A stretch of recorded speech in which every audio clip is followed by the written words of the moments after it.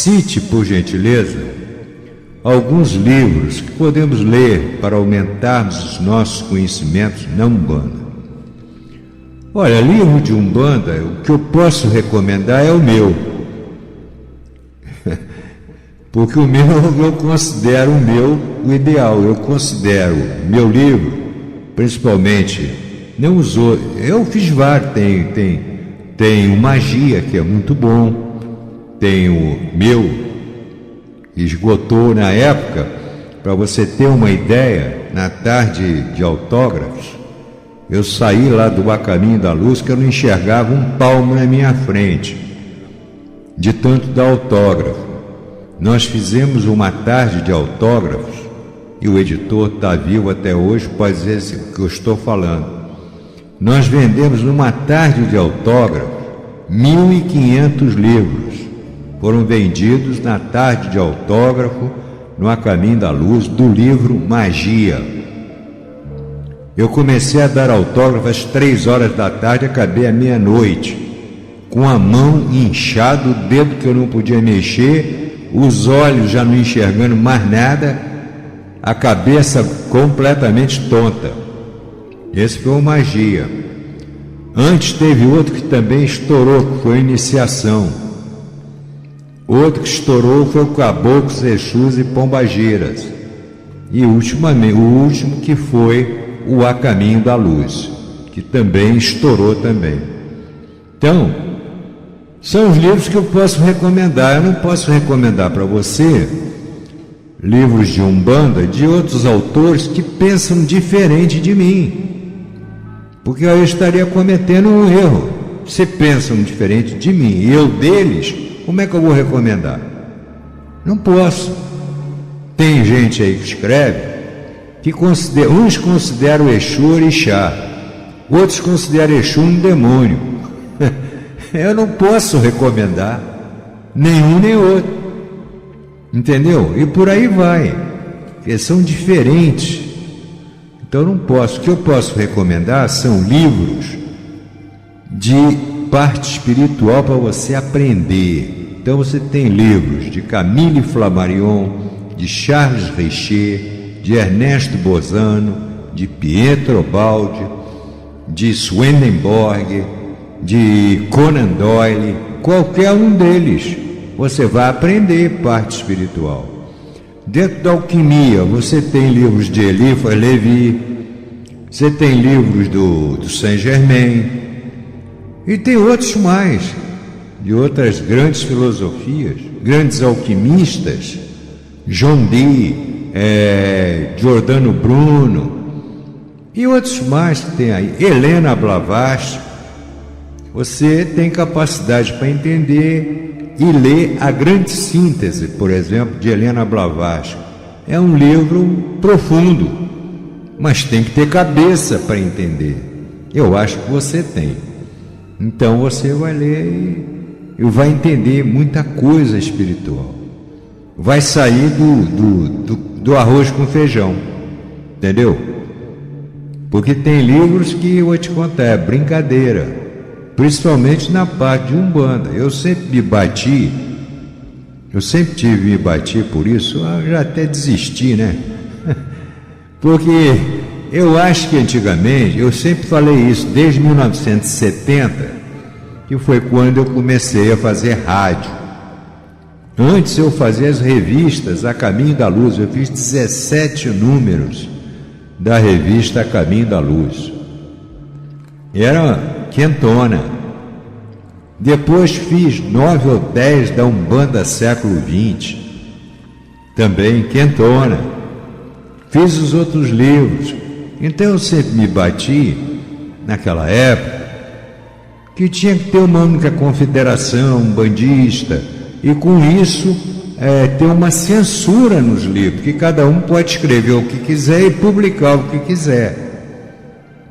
Eu abro hoje, por exemplo, eu acesso à internet, encontro muita coisa minha na internet, que eu escrevi, que eu fiz, e ninguém bota meu nome, ninguém coloca meu nome lá.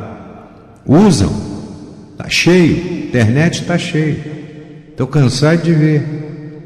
Fico aborrecido? Não, gosto. só se aproveita o que é bom. Se não fosse bom, não colocariam. Não fico zangado, não. Você tinha um livro, 5.000 pontos de Umbanda. Você pode procurar lá, tem mais de 50 que são meus. Colocaram meu nome? Não. Ganhei alguma coisa alguma vez com livro? Não. Não ganhei nada, não. Entendeu? Agora, me sinto honrado. Quando colocam lá, eu digo, bom, colocaram porque gostaram. Outro dia mesmo, ano passado, publicaram uma revista aí, tipo, tinha uma cigana na capa, aliás, muito bonita a figura, de magia cigana. Encontrei muita coisa minha lá dentro da revista, e não dizem que é meu. Ninguém fala nada, ninguém falou nada, que o autor era eu. Entendeu como é que é? Mas isso, não fico zangado. Uma vez me disseram, só não vai processar? Que processar coisa nenhuma. Eu me sinto honrado. Pode copiar à vontade. Não tem problema. Só se copia o que é bom. Porcaria ninguém copia. Não é? E aquele velho ditado. E quem é que muitas vezes vai preferir uma cópia original? Lógico, vão querer o original, está na cara. Então é isso aí. Quer dizer, então, eu não posso indicar livros assim de Umbanda, tá certo? Eu posso indicar, sim, esses autores todos que eu citei aí para você. Você vai encontrar uma vastidão. Porque esses aí são autores científicos, de espiritismo científico. Não é kardecista, bem entendido, hein? É científico. Eu sempre me bati, às vezes os kardecistas ficam até aborrecidos comigo. Peço que não fiquem, porque eu não estou criando polêmica com ninguém, nem quero. Eu gosto muito do kardecismo como doutrina. Não gosto da prática. A prática para mim não é boa, mas como doutrina é. Gosto da doutrina kardecista, tudo certo. Agora a prática não.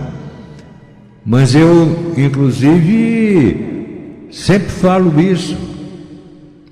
Existem nomes importantíssimos dentro do espiritismo em geral, e que não eram kardecistas, porque o Kardec, ele escrevia os folhetos, né? Ele escrevia folhetos, 1852, por aí.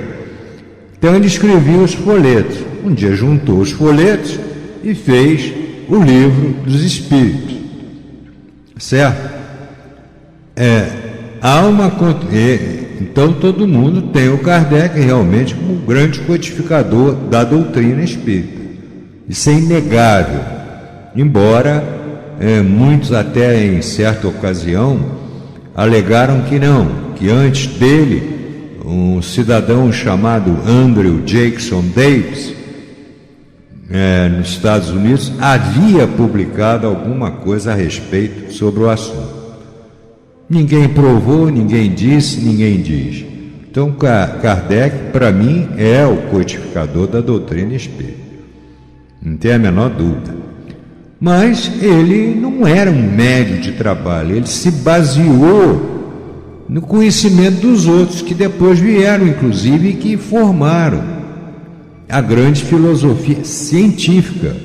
Então veja você, quase todos eles eram químicos, físicos, médicos, de diversas situações.